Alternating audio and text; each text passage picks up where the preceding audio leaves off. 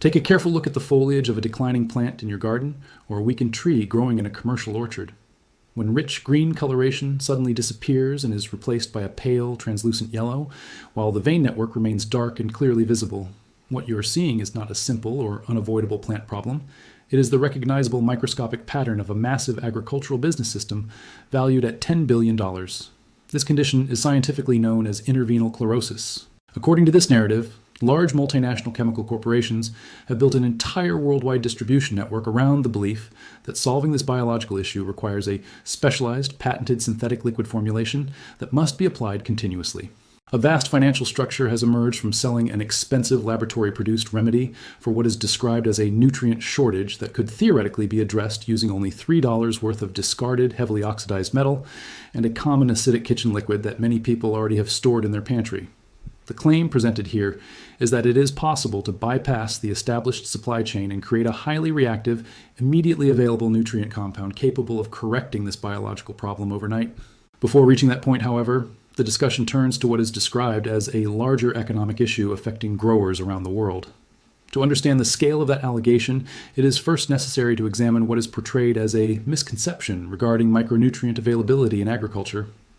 For many decades, the commercial fertilizer sector has maintained that when plants become yellow and lose photosynthetic capacity, the soil has been depleted of essential trace minerals, making the purchase of specialized rescue products necessary. This account argues that such a conclusion does not accurately reflect either geological reality or statistical evidence. The nutrient most closely associated with intervenal chlorosis is iron.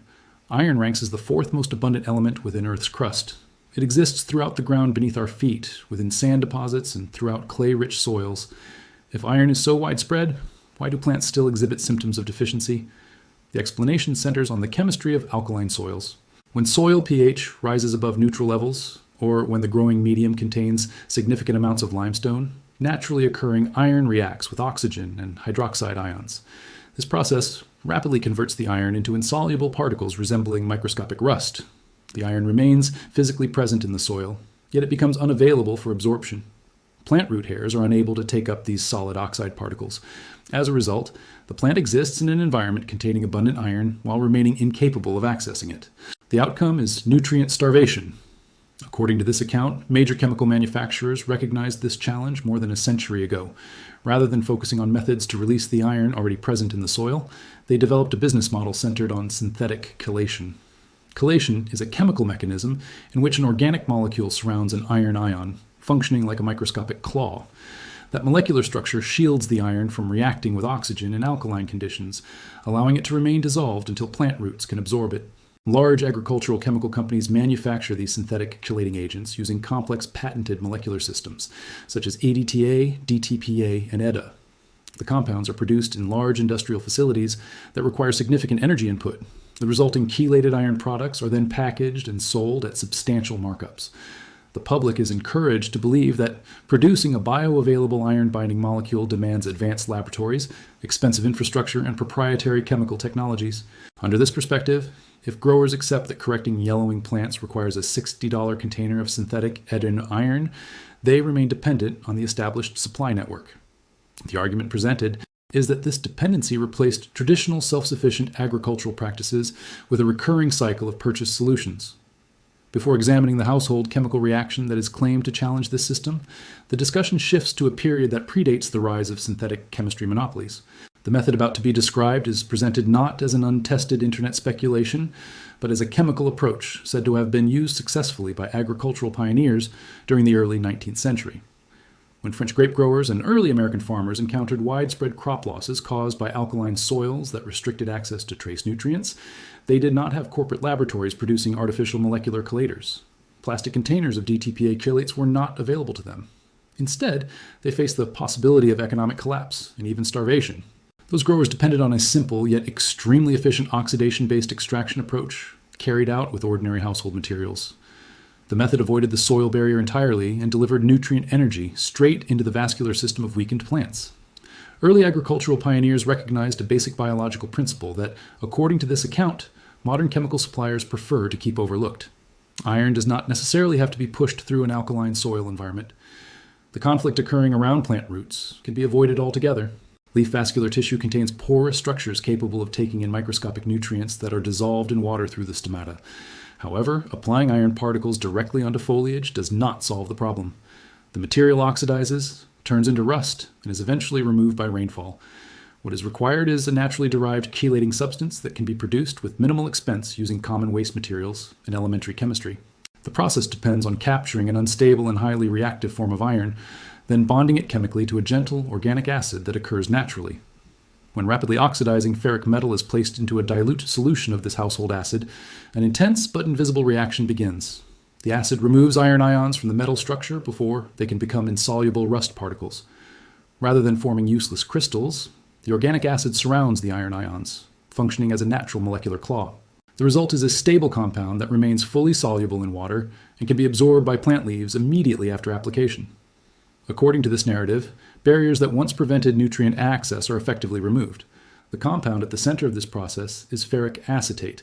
It is produced by combining heavily rusted nails from a hardware store with ordinary white vinegar. The claim presented is that this inexpensive procedure offers an alternative to products sold by a micronutrient industry valued at $10 billion. Standard white vinegar contains a 5% concentration of acetic acid. Rust-covered nails, screws, and discarded steel fragments provide extensive exposed surfaces of oxidizing iron. When these rusted metal pieces are placed into a simple glass jar and covered with white vinegar, a chemical manufacturing process begins on a microscopic scale. The acetic acid attacks the oxidized surface, dissolving rust while simultaneously bonding to free iron ions. During approximately 1 week, the previously clear liquid gradually changes into a deep, dark red solution. This liquid is identified as iron acetate. It is described as a naturally chelated, water-soluble iron source possessing high biological availability. To understand why this method is portrayed as a challenge to commercial alternatives, the discussion turns toward a cost comparison. The focus shifts to the long-term expense of operating a commercial citrus orchard using the industry-standard chemical approach compared with the iron acetate method described here. Consider the example of Elias, a third-generation citrus producer located along the limestone-rich coastal ridge of central Florida. For 15 years, Elias battled persistent intervenal chlorosis.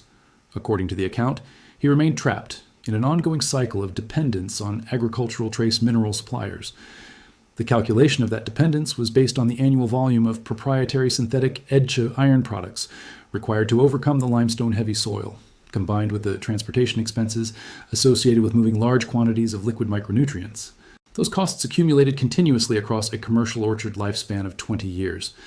Because the limestone soil neutralized ordinary fertilizer applications almost immediately, Elias had little choice but to purchase the most costly and stable EDHA iron chelate available commercially.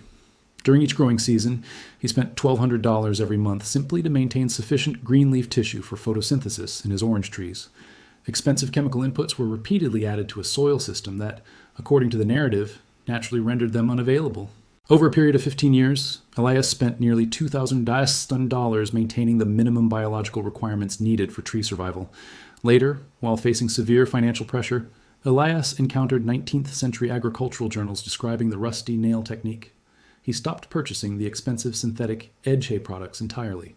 Rather than continuing to battle the limestone soil, he chose to work around it. He visited a local discount hardware store and bought bulk quantities of inexpensive ungalvanized steel nails for exactly $12. The rusted hardware itself did not need replacement. As solution levels declined, additional vinegar could simply be added. The system is presented as a continuous and self-sustaining method for extracting trace minerals.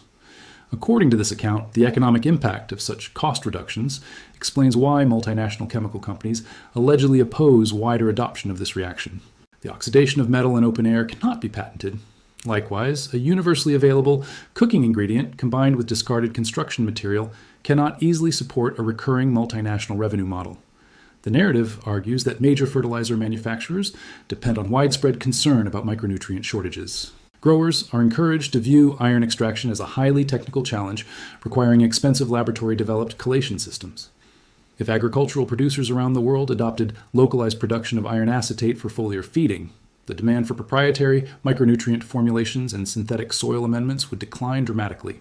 The story claims this shift could erase billions of dollars in shareholder value. Within this framework, placing rusted nails into vinegar represents more than a chemical reaction. It becomes a tool for unlocking agricultural practices that existed long before plastic packaging and patented formulations.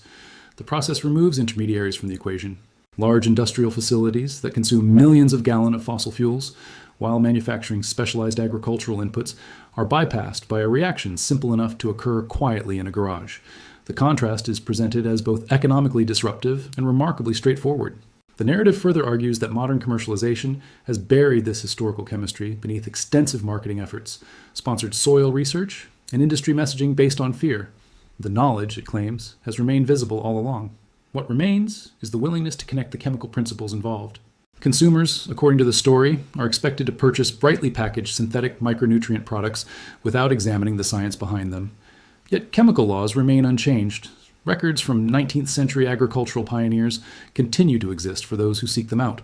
And, within this narrative, a $3 extraction method will always challenge the perception of unavoidable corporate dependence. The discussion concludes by stating that inexpensive rusted hardware can eliminate the need for commercial synthetic iron chelates. However, the argument does not stop with liquid micronutrients.